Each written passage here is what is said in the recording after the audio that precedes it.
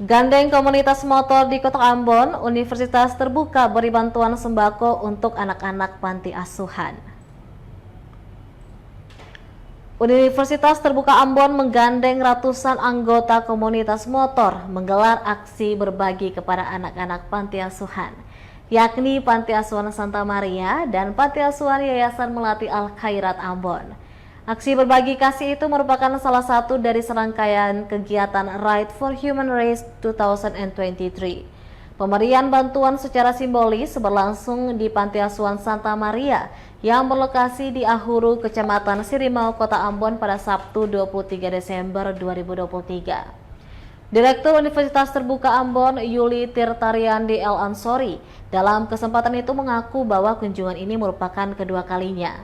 Namun yang menjadi pembeda ialah terlibatnya ratusan pemotor di Kota Ambon.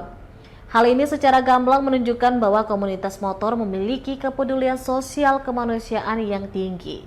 Dirinya berharap bantuan yang diberikan bisa menjadi kekuatan, penyemangat, serta motivasi bagi anak-anak di panti untuk tetap semangat meraih cita-cita di masa depan. Sehingga anak-anak panti bisa bertumbuh menjadi orang-orang hebat di masa depan. Sementara itu, salah seorang suster pengelola Panti Asuhan Santa Maria mengaku bersyukur atas kepedulian dari para pemotor Universitas Terbuka Ambon serta tribunambon.com. Dirinya percaya anak-anak yang diasuhnya di Panti Santa Maria akan menjadi generasi bermutu bagi kemajuan bangsa dan negara. Selaras dengan itu, pembimbing Yayasan Al-Khairat Kasih mengaku pihaknya tidak dapat membalas semua kebaikan yang diberikan. Tetapi biarlah Allah Tuhan Yang Maha Esa dengan ridhonya memberkahi semua pihak yang ikut membantu. Terakhir dia mengucapkan terima kasih dengan harapan komunitas motor Universitas Terbuka Ambon dan Tribun Ambon akan semakin maju.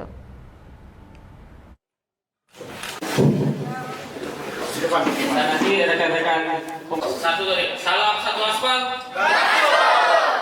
Salam satu aspal.